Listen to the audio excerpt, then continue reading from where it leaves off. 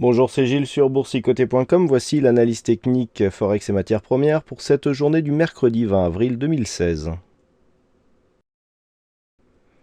Et sur la paire de devises euro-dollar, bien suite à la rupture donc de cette zone de support, nous sommes toujours dans une phase de rupture de dynamique avec possibilité ici d'une inversion du sens d'évolution court terme, puisqu'après ici, ce plus haut, on est venu marquer ici un retracement proche du retracement des 38,2 et le rebond qui a suivi n'a été que technique, puisque j'attirais votre attention sur cette configuration ici de possibles retournements. Et bien il a bien été validé avec donc un retour ici du mouvement baissier sur la paire de devises euro-dollar.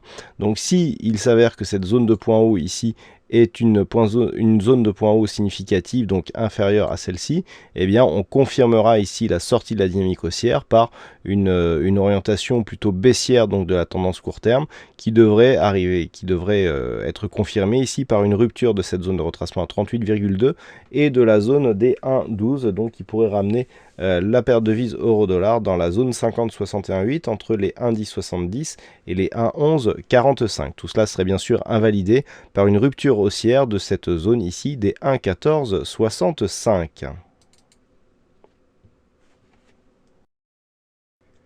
Sur le dollar yen, on hésite toujours ici entre les 1,07 et les 110 depuis la phase de baisse ici qui a marqué la rupture de la zone des 111 yens pour 1 dollar. Eh bien, les cours se stabilisent à l'intérieur de ce range court-moyen terme. Actuellement, donc, nous sommes dans un mouvement plutôt haussier d'un point de vue court terme, des cours qui se rapprochent donc de la zone de résistance. Dans l'éventualité d'une rupture haussière ici de cette zone des 110 yens pour 1 dollar, le prochain objectif se situerait ici sur la zone des 111, donc qui se situe dans la zone 50,61,8 et qui est, je le rappelle, une ancienne zone de support majeur de la paire de devises dollar-yen. Donc un retour serait intéressant parce qu'il nous permettrait d'étudier ici le comportement des cours au niveau de cette ancienne zone de support. Si celle-ci était confirmée comme une zone de résistance, eh bien on confirmerait l'attaque baissière qui a été impulsée ici par ce mouvement court terme.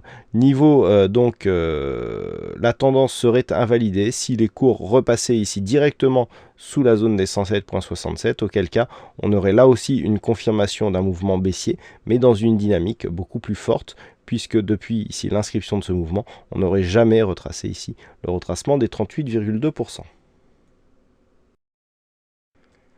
Et enfin sur l'or, nous sommes toujours dans une phase de stabilisation avec une prédominance légèrement haussière depuis cette phase de hausse ici qui a porté le gold donc sur un point haut ici proche des 1280 $ l'once. On était redescendu ici sur un retracement 38,2% à 1209 $ l'once et on se stabilise depuis que l'or ici a cassé la résistance oblique baissière qui définissait un mouvement de consolidation court terme. Donc les cours ont adopté un biais légèrement haussier, mais pour l'instant ça cale ici sous la zone des 1258 $ l'once. Dans l'éventualité d'une rupture haussière ici de cette zone, l'objectif serait placé sur la zone 1280-1285 $ l'once. Par contre, tant que cette zone ici tient, on n'est pas à l'abri ici d'une poursuite du mouvement baissier et d'une rupture de cette zone de support. Si tel était le cas, on neutraliserait ici la petite dynamique qui est en train de se faire jour pour un retour sur la zone ici des 1209 $ l'once.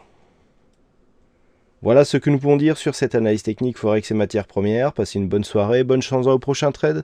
On se retrouve dès demain pour d'autres analyses techniques sur le site boursicoté.com.